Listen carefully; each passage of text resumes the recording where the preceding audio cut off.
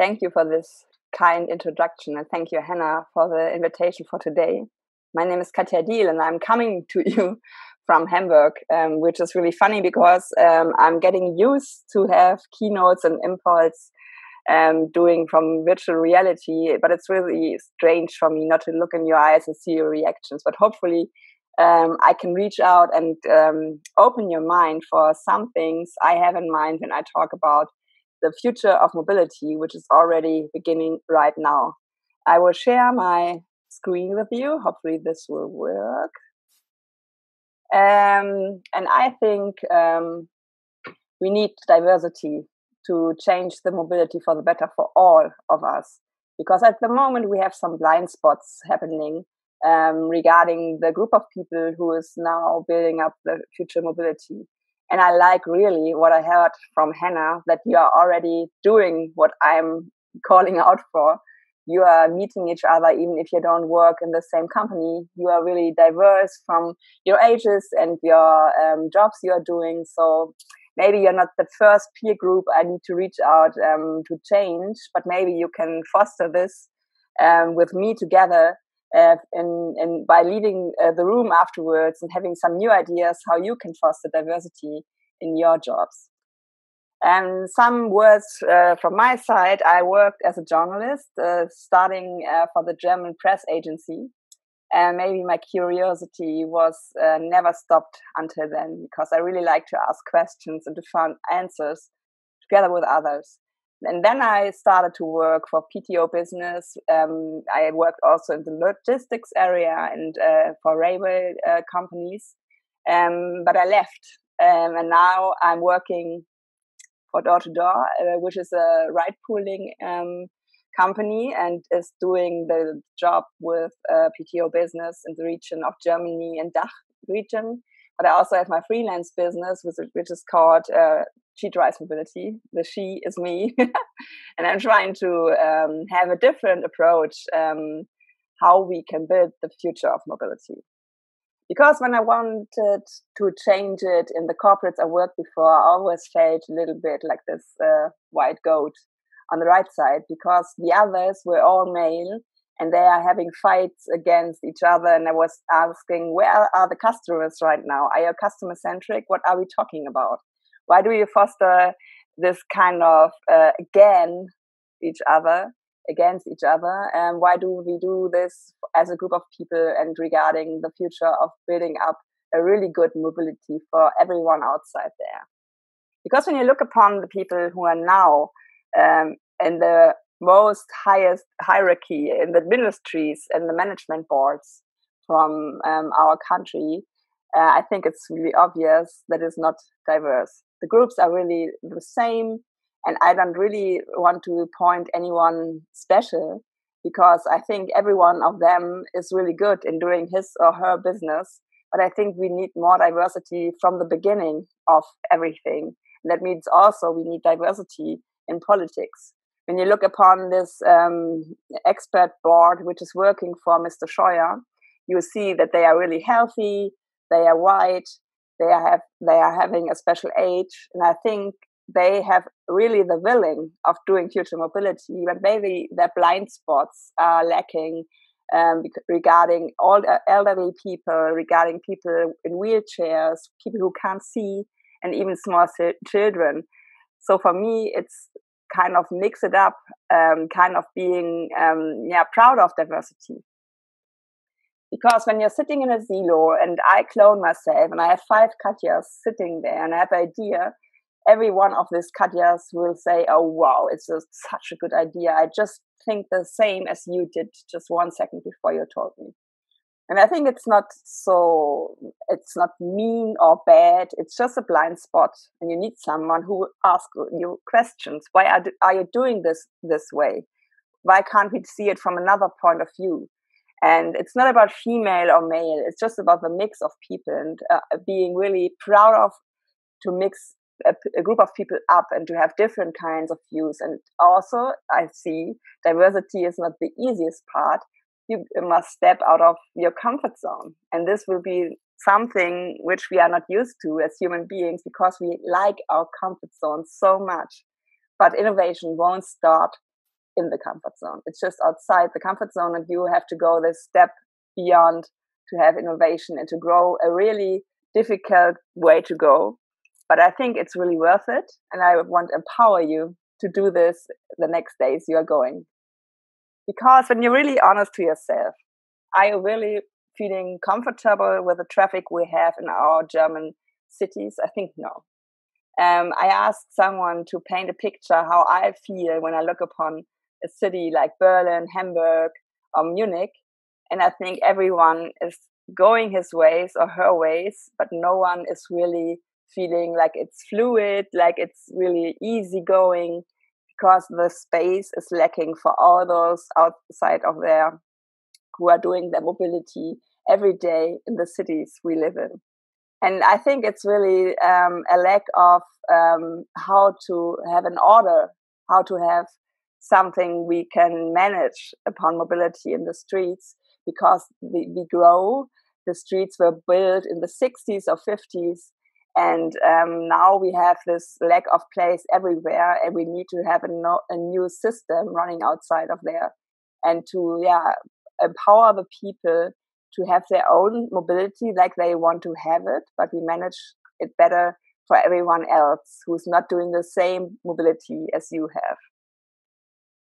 And also the PTOs are not the good guys in this kind of question, because they are having a really horrible system of selling tickets. There are so many special things you need to know when you want to buy a ticket in a city you don't know.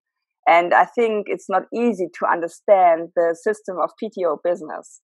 So no one is nudged to leave his car or her car for maybe a ride with a PTO, because it's so horrible to understand. Also, they must adjust their customer-centric view.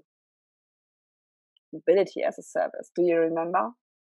It came up some years ago, and to be honest, I never understood what this should be. Because mobility as a service, everyone is doing his or her mobility. Everyone is saying this is the kind of service I need. But no answer will be the same if you ask people, what is your thinking about mobility as a service? There's always a different approach. There are always different needs. And I think we really have to open our minds to see, okay, I got my framing. Maybe I'm a bicyclist. Maybe I'm a car driver. But I have to look upon, if I build another mobility, how can I see the people who have special needs who are not the same as mine? And I have in mind as mobility as a service, as a young lady who is having a child, who is having a job, who is maybe fostering someone else, an elderly person, a care work. And I know, yes, of course, there are also men doing this. But Corona has shown us, to say as a pity of Corona is that again, females are doing the care work, and the care work is invisible. So also the mobility they need is invisible when they don't own a car. And maybe car builders and PTO companies, and maybe also the taxis, can have a kind of collaboration to have a new mobility for people who don't own a driver's license, for example. Because there are 14 million people who don't own it, and I think they are also worth it to shown upon having their mobility really done in a mobility pattern, not in a one-way mobility like car and PTO, that they have multimodal approaches and they have special needs every time the clock switches an hour later. Because it's really, it's a fact that females are having a different mobility pattern than male people have. It's also from the roads we came from, that the man in the family owns the family car, and he's doing his drives to the work and back, and the care work of the lady in the house is more like multimodal, as I told you before. It's more about PTO, but it's also more about going by foot. And this is maybe, if you be honest, mobility we do every day. Every one of us who's able to walk, walks every day. And even if you are doing it all, we are not looking upon how we can have a good walking path through a city. So I think it's really worth it to look upon this kind of facts and to foster a system that is embracing the different needs of mobility. You remember? We talked about silos before. We talked about really homogeneous groups now, doing the mobility for our country. But do you think, as I told you a story before of different mobility patterns, that they are able to have a look upon all these kind of different patterns we have? I don't think so. There's a really nice quote from a customer of mine. Civility management consultant asked many PTO business leaders in Germany last year how they are looking upon their digitization in their company. And they said, in most companies, a technology-driven culture prevails in which people are not the focus of attention. It is the people who change the company and, in the process, must also develop their own attitudes and behavior. What does it mean for you? Do you have the people of your company in the center of thinking digitization? Or are you just looking upon technique and how to approach better technique for the digitization? Because the people in your company, they have the digital mindset, do they? So ask yourself some questions. Are you having diversity mindset? Who do you hire? Which disciplines do you prefer when you hire people? Are this kind of different people from yourself? Because I have a podcast. It's also called She Drives Mobility. In the first year, I just asked female leaders of the mobility companies how they came to the business. And no one of them was straight. They came from other branches. They came from other companies. They've been a hair cutter before. They've been someone who worked with gardens. And I think this shows mobility is something that needs a different approach also from the people who build it. It's not about just BWL and VWL. It's also about people who have maybe done social jobs because they know the people who are in need of care work, who are the systemrelevante Berufe, you remember? They are not able to own a car because they are so less paid. So with whom do you work the most? Is it someone who leaves you in your comfort zone? Or are you trying to beat yourself a bit by going outside your comfort zone, working with people who don't have the same mindset as yours? What do you think? Do you know your core competencies? Are you trying to be a generalist? Or are you trying to be really good in something and have an approach to being better and better? Interesting questions, huh? So for me, I have some, advices. I looked upon 3 silos I know. It's the mobility providers, the companies, but also the local authorities. And I think the mobility providers are really good when they are doing some collaboration with people.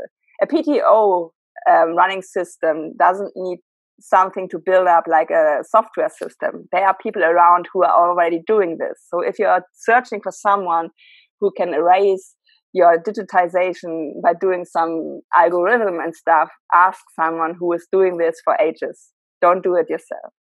And companies, now, as we know, Corona, we all have the privilege of having some jobs who are really doing good with remote working.